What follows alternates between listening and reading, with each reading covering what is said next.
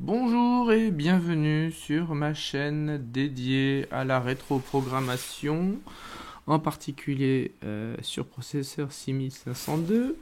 Nous poursuivons notre série de tutos sur le langage machine facile pour les nuls, 6502. Et aujourd'hui, nous allons faire, c'est une vidéo plutôt pratique, on va pratiquer le moniteur dont je vous ai parlé lors de ma précédente vidéo. On va l'utiliser, le moniteur, et réaliser un petit programme en langage machine sur Commodore 64 et Apple IIe.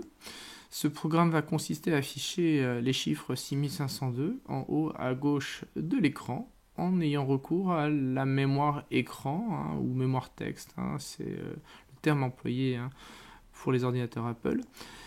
Alors l'équivalent en basique c'est POC 1024,54, POC 1025,53, POC 1026,48 et POC 1027,50.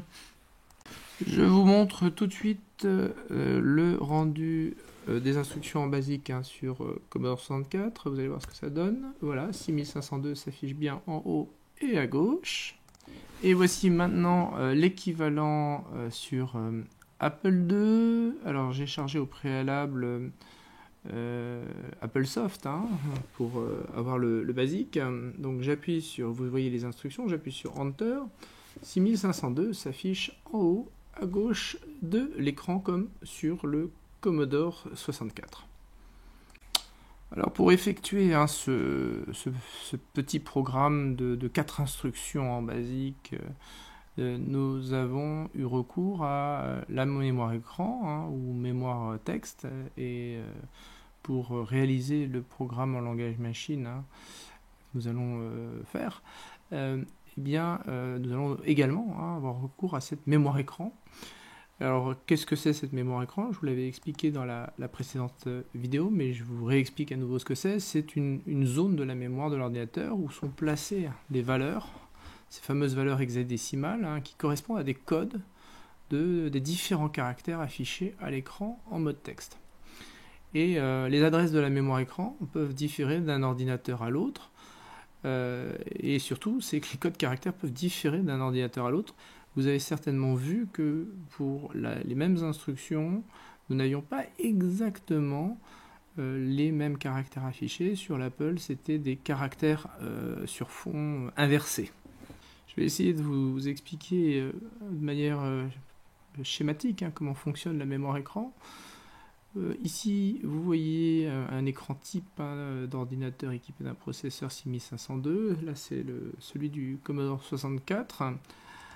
Il faut comprendre que cet affichage est subdivisé en cellules. Vous voyez, vous avez, alors sur le Commodore 64, c'est 40 cellules sur la longueur et 25 cellules sur la hauteur.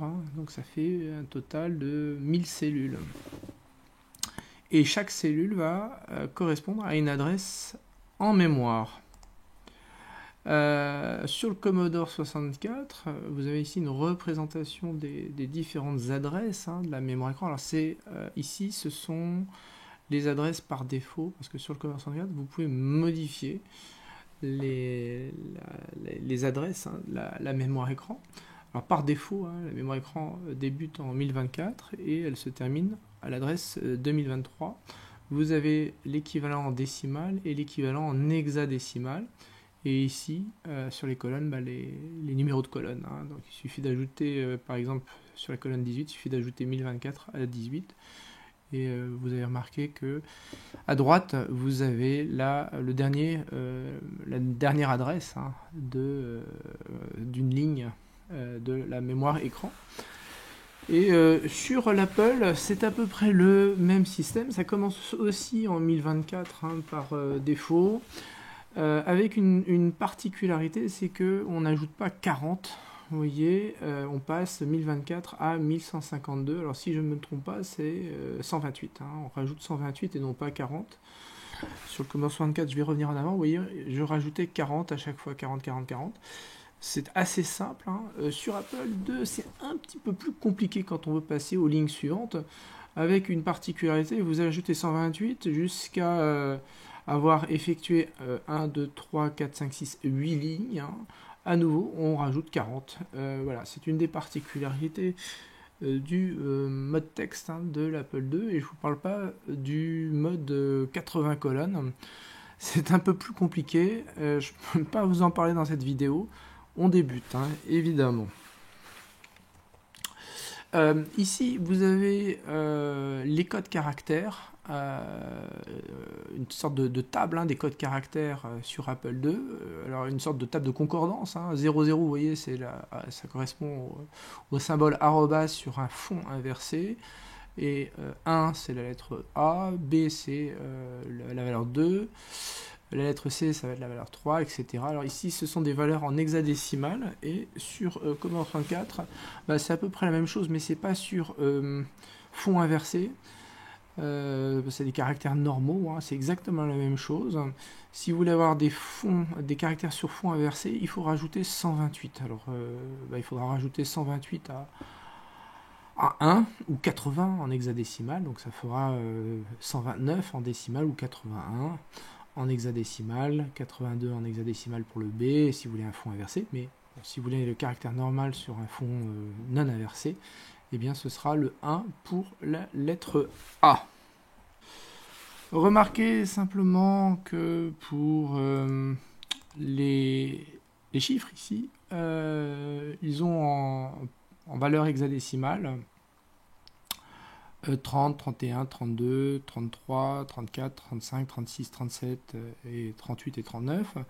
En décimale, hein, ça fait des valeurs plus élevées, hein. Alors sur l'Apple ou les Atoms, c'est pareil en fait, hein, 30, 31, 32, 33. Alors sur fond inversé.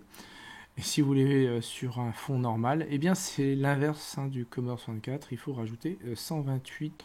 On va commencer la programmation en langage machine sur Commodore 64. Vous vous souvenez que le Commodore 64 n'a pas de moniteur intégré, contrairement à d'autres machines, hein. Alors vous devrez utiliser un logiciel, hein, un moniteur. Soit vous utilisez Supermon, qui a été développé par un certain Jim Butterfield, hein, qui est un des pionniers, hein, du Commodore 64, pas que le Commodore 64, hein, il a fortement participé au développement de Commodore. C'est un personnage qui n'est pas très connu en France, mais qui a eu une très grande influence aux États-Unis ou au Canada, parce qu'il avait une façon, une approche, hein, très didactique, hein, de l'informatique. C'est quelqu'un qui était toujours très clair dans ses propos, hein, j'ai trouvé. Alors Supermon, vous avez Super Snapshot ou la Power Cartridge, hein, qui ont un moniteur intégré, vous pouvez les utiliser. Sinon, si vous utilisez un émulateur, moi je vous conseille, quand on débute, c'est d'utiliser CCS64 qui a un moniteur intégré. Je vais montrer comment on l'utilise. Je le trouve vraiment lisible. Alors, vous faites Alt M et vous rentrez tout de suite. Quand vous faites Alt M, vous rentrez dans le moniteur, hein, du Commodore 64. Tout en haut de l'écran, vous voyez des informations. Ce sont des informations qui sont relatives à ce qu'on appelle les registres, hein, du processeur. Je n'en parle pas pour l'instant, on en reparlera dans un autre tuto. L'objectif, c'est pas de vous noyer de trop d'informations, hein, c'est aussi d'avoir un petit peu de pratiquer. Et quand on veut programmer en langage machine, la première chose à faire, c'est de déterminer l'adresse à partir de laquelle on va loger le programme, le code, hein. Ici, je vais choisir l'adresse C000, ça correspond à 49 152 en décimale. On va placer la lettre A pour Assemble, et nous allons ensuite indiquer l'adresse C00, c'est l'adresse où je vais placer mon instruction. L'instruction, ça va être LDA, et ensuite ça va être hashtag, vous voyez, puis $, et on va choisir la valeur 36. c'est le code caractère pour 6, vous vous souvenez, mais en hexadécimal. Hein. J'appuie sur Entrée, et là, vous voyez, le moniteur a fait une petite opération.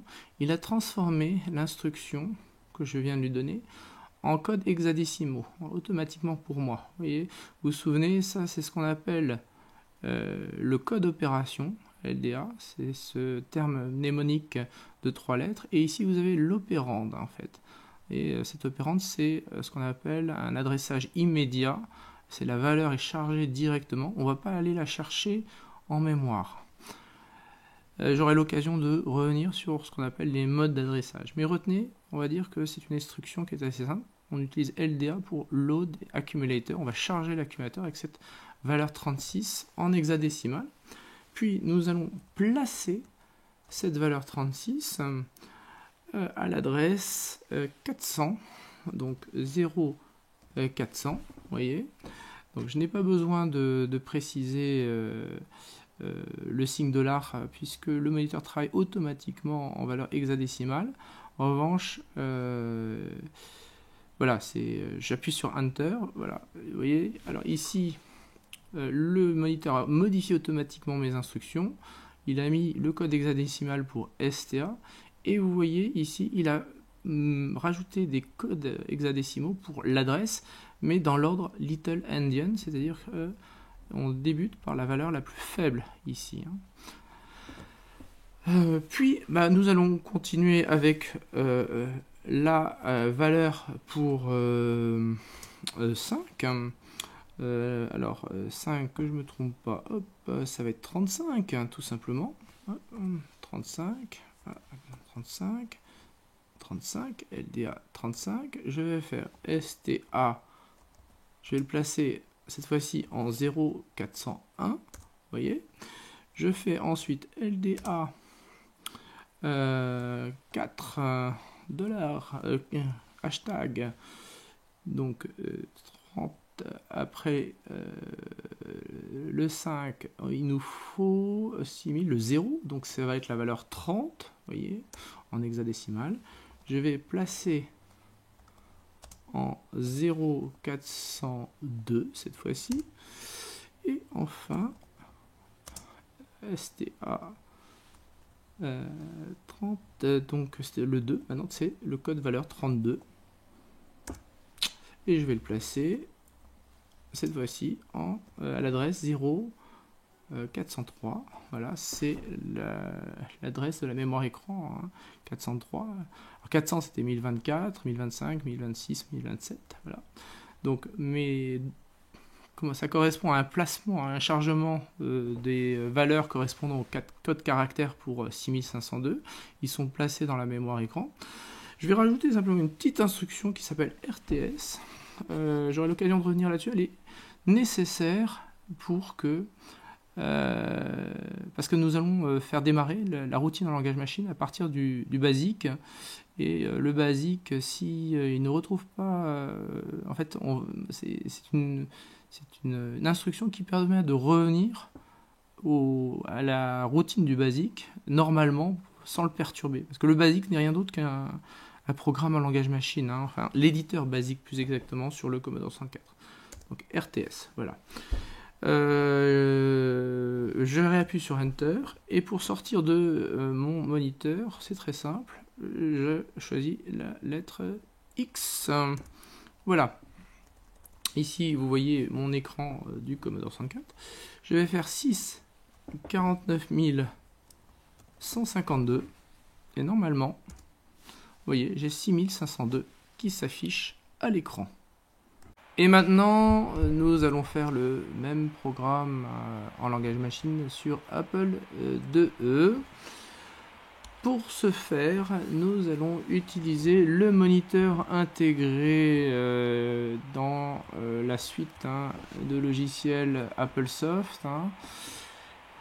Il suffit de faire un call-151. Call, c'est une instruction similaire à 6. Pour appeler une routine en langage machine à partir du basique. Sur Apple II, je fais call 151.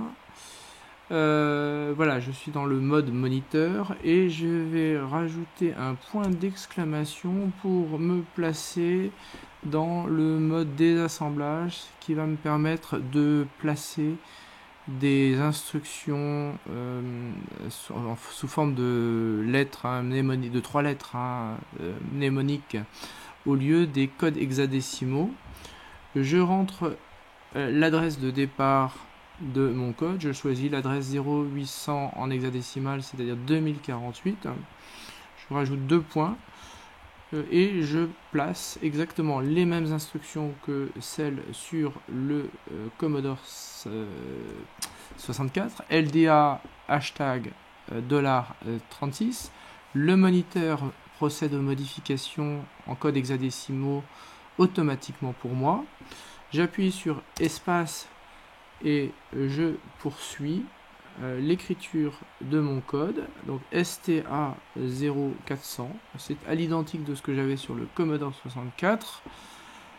J'appuie sur Entrée, le moniteur modifie automatiquement le contenu de la mémoire en plaçant les codes hexadécimaux correspondant aux codes opérations et aux opérandes. Ensuite, alors faut pas que j'oublie l'espace, LDA hashtag donc 35, il le place automatiquement. Ensuite STA 0400 STA. Alors attention, j'ai oublié quelque chose, c'est l'espace. Et l'espace c'est très important, sinon il va refuser mon instruction. Donc 0401, hop, voilà. LDA, pareil, je recommets les mêmes erreurs. LDA, donc hashtag $30 pour le code valeur correspondant au code caractère du chiffre 0. Donc LDA hashtag $30, STA espace STA donc 0402 que je me trompe pas, oui c'est ça, 402, voilà. Et les dernières instructions arrivent. Hashtag donc 32 tout simplement. STA ouais. STA $ 0403, voilà. Et enfin RTS, voilà. Donc le code est rentré sous le moniteur. Pour sortir du moniteur, qu'est-ce que je fais? J'appuie sur Entrée, voilà.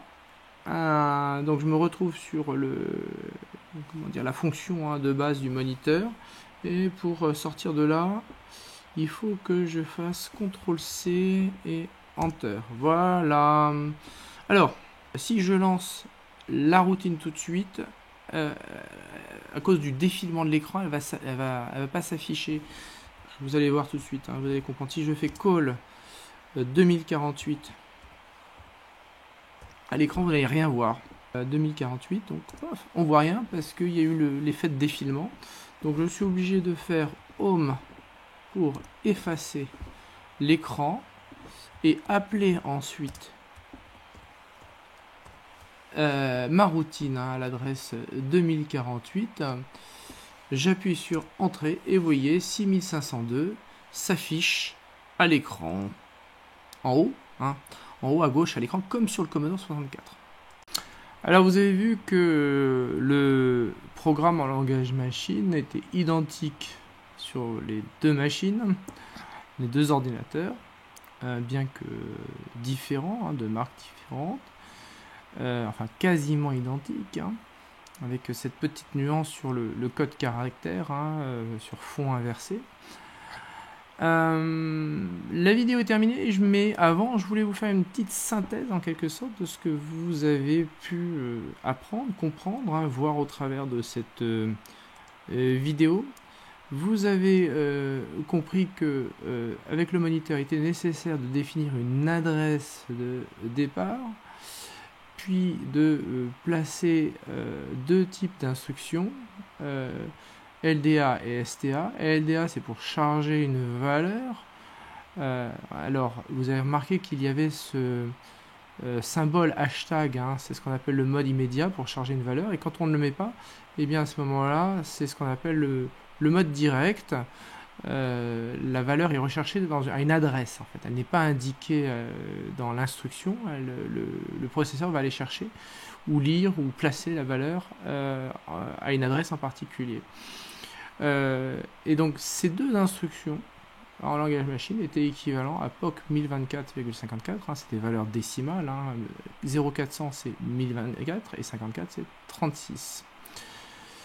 Voilà pour la petite synthèse de ce que vous avez pu apprendre au cours de cette vidéo. Vous pouvez vous amuser à essayer de faire la même chose, hein, de faire des programmes un petit peu plus longs, placer d'autres valeurs. Alors, une petite chose, hein, un dernier commentaire, c'est que vous vous êtes rendu compte que c'était un petit peu fastidieux, hein, on plaçait chacun des caractères un à un. On verra, il y aura des techniques pour placer des instructions beaucoup plus rapidement. Il y a des moyens beaucoup moins fastidieux que ceux qu'on a utilisés lorsqu'il s'agit simplement d'écrire quelques lettres à l'écran. L'idée, c'était de vous présenter un petit peu c'est un démarrage, hein, c'est les bases du langage machine. Voilà, la vidéo est terminée et je vous dis à bientôt.